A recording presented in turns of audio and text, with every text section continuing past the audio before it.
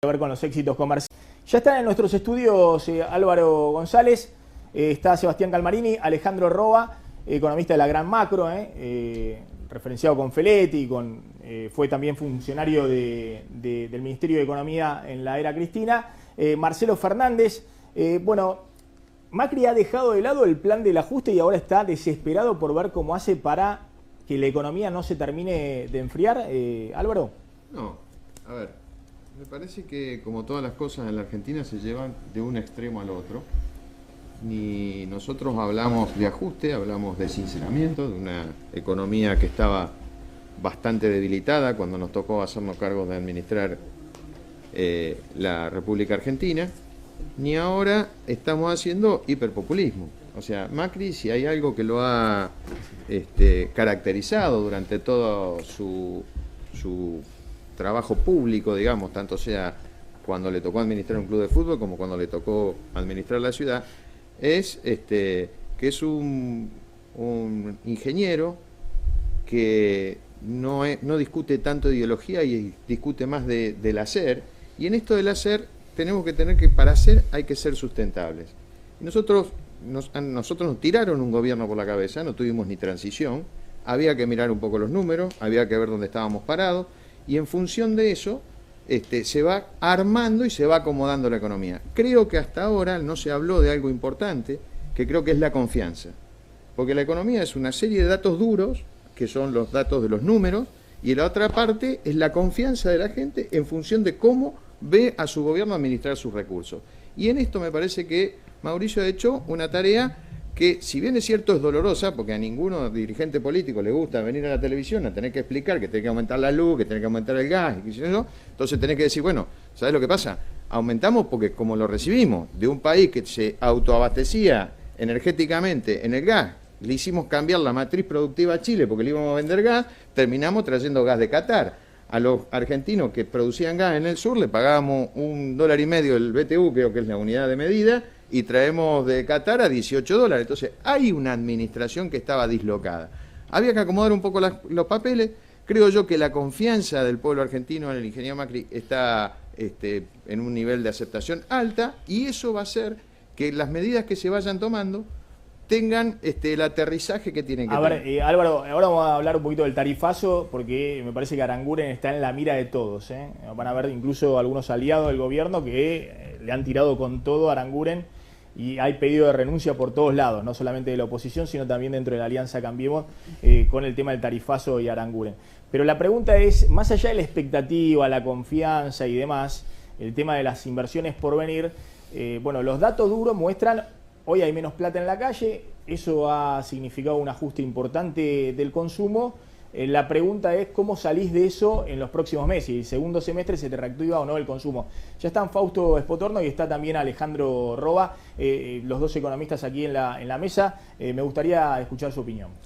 Bueno, primero que creo, te voy a corregir en lo que dijiste de si llegó o no llegó el segundo semestre. Para algunos sectores ya llegó el segundo semestre. Que estas metáforas del gobierno, el tema del segundo semestre era cuando iba a venir el crecimiento o la mejora, o ahora el túnel, ese túnel que parece que nos ha metido el gobierno, el túnel de la vicepresidenta de la Nación, donde estoy seguro que muchos de los argentinos que entraron a ese túnel no van a salir del túnel. ¿Por qué digo que ya llegó el segundo semestre para algunos sectores? Bueno, vos mostraste todos los indicadores que dan caída en el primer semestre. Yo te diría que hay uno que no mostraste, que es para mí el más importante, y es la caída del salario real. El salario real ha caído por lo menos un 11%. Entonces estamos en la industria, el sector de la construcción, en los autos. Yo tengo, digamos, los números están diciendo que hay un aumento de las importaciones de autos de alta gama, y lo que más se vende hoy son las Hilux y no los Gol como se vendían antes. O sea, la distribución del ingreso cambia y por eso están vendiéndose más ese tipo de autos. Por el otro lado, lo que quiero decir es que sí hay sectores que han ganado, y se los ve, y que son los que ganaron y a las que les llegó el segundo semestre. Es el sector financiero, que gana un 60 y pico % en el primer trimestre, y los sectores ligados al campo. La transferencia de rentabilidad de estos sectores hace que gana la tasa de interés para el sector financiero y las retenciones, la baja de retenciones para el sector agropecuario. Entonces, para esos sectores llegó el segundo semestre.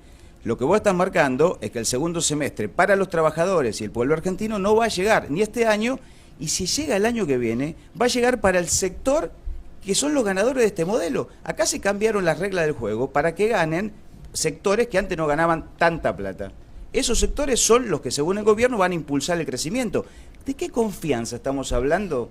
Primero, no han llegado los dólares que se dijeron. Con el relato. No, no, te estoy diciendo el mismo relato de Patrio Buitre. Si me dejas hablar, si me dejas hablar, voy a seguir hablando. No me grites. No me grites. Discúlpame, no me grites. No te grito. Entonces yo te digo, perdóname. Ok, pero entonces, no me grites. Discúlpame, pero no me interrumpas. Entonces, dijeron que iban a arreglar con los fondos buitres porque iban a venir las inversiones. La verdad que los argentinos nos endeudamos en 40.000 millones de dólares estos 6 meses y las reservas están igual. Otro tema que es dato concreto. A los fondos buitres le pagamos todo lo que decían los fondos buitres, el 100%. A los jubilados, el gobierno le va a pagar la sentencia que tienen firme con una quita del 40-50%. Entonces, el gobierno le acepta lo que dice Griesa y no acepta lo que dice la Corte Suprema de Justicia. Está bien, discutamos porque si nos metemos en esas discusiones... pero es real. Hay una transferencia de Grecia fenomenal. Es una interpretación. ¿Quién dejó la deuda de los hollout? Por eso, pero no me quiero meter en esa discusión. ¿Nos endeudamos o le pagamos la deuda que no pagaron ustedes? Vamos a llamar las cosas por su nombre. Un segundo. Por eso, quiero que analicemos un poquito el tema económico. No me quiero meter... Porque eso que decís, Alejandro, respecto a los holdouts y a los buitres, entonces estamos metiendo todas las cosas en un mismo lugar. Por un lado, hay parte del kirchnerismo que dice, ojo, que son unos inconscientes por lo que están pagándole a los buitres. Cristina que dice que le van a hacer una quita a los jubilados. Sí, le van a hacer una quita, dice la ley. A ver, no me quiero meter... A ver, déjame lo he explicado, el tema ese de los jubilados lo ha explicado bien Sergio Massa en el Congreso, lo ha explicado Diego Bocio. Digamos, no me quiero meter en la ignorancia de la expresidenta respecto a ese tema. Quiero que analicemos para adelante, digamos. Bueno, para adelante. Para adelante es, este es un ajuste típico de primer semestre, como ocurrió en el 2014, que tuviste una caída del PBI muy grande, del consumo de carne, de todo, en el 2014, y en el segundo semestre saliste, o hay condiciones que van a llevar a que la recesión se prolongue. Esa es la discusión. Se prolonga la recesión por la caída del salario real, y lo que vos decís que están metiendo plata en el bolsillo de la gente, la devolución del IVA, 300 pesos por mes, son 10 pesos por día. Eso no es plata. La caída del salario real del 10% es lo que te hace todos los indicadores que decías recién. Esa caída no se revierte en un semestre y empeoraron las cuentas fiscales. ¿Por qué? Porque cae la recaudación. Entonces, por más que bajen el gasto, la recaudación está bajando y se empeoran las cuentas fiscales. No lo digo yo, lo dice el estudio de Broda. Entonces, ¿por qué no miramos los números finos, los números concretos y no nos ponemos a decir qué va a pasar? Lo que está pasando es que la recesión va a seguir estos 6 meses, no se va a revertir y lo peor que si sale, hay muchos argentinos que no van a salir del túnel de la vicepresidenta de la Nación. El kirchnerismo tiene el mismo discurso que Broda. A ver, Fausto es Potorno.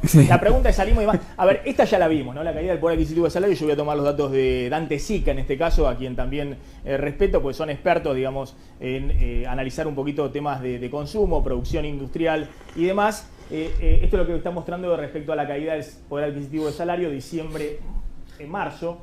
A Dante Sica le está dando en 4 meses una caída del salario en blanco de 5,9%, casi 6%, y de los salarios públicos menor, del 2% en los primeros 4 meses. Eso es lo que ha explicado la caída del consumo y de todos los indicadores que mostraba a principio del programa. Obviamente, de los trabajadores en blanco, suponemos que la caída del poder adquisitivo es mayor a este 6% de los trabajadores mayor. En blanco. La pregunta, de nuevo, como economistas es si esto tiene una curva, un punto de inflexión, ¿cuándo tiene ese punto de inflexión?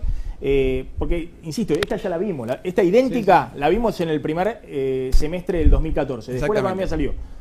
¿Están dadas las condiciones o ahora el tarifazo, un desequilibrio fiscal mucho mayor del que había en el 2014 y demás, llevan a que la situación económica esté más complicada? Mira, hay un punto más que te retrasa un poco cualquier recuperación y que es Brasil.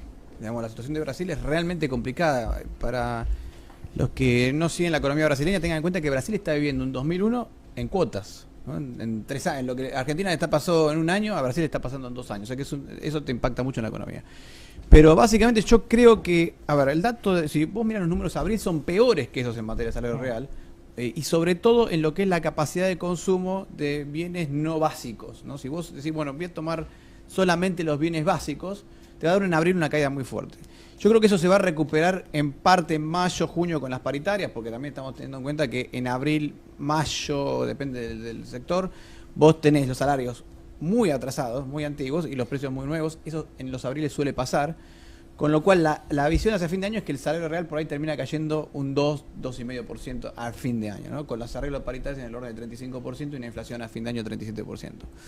El crecimiento económico, nosotros vemos que el segundo trimestre va a ser negativo, naturalmente, porque tenés la cosecha que es más baja que la del año pasado. Tercer trimestre va a ser probablemente también negativo, y el cuarto trimestre creo que vamos a ver datos positivos ya de actividad económica, casi seguro, pero no homogéneo, no vamos a ver crecimiento en todos los sectores. Lo que vamos a ver es un crecimiento en el sector agropecuario, básicamente, en lo que es agroquímicos, en lo que es otros sectores vinculados a maquinaria agrícola y ese tipo de industrias.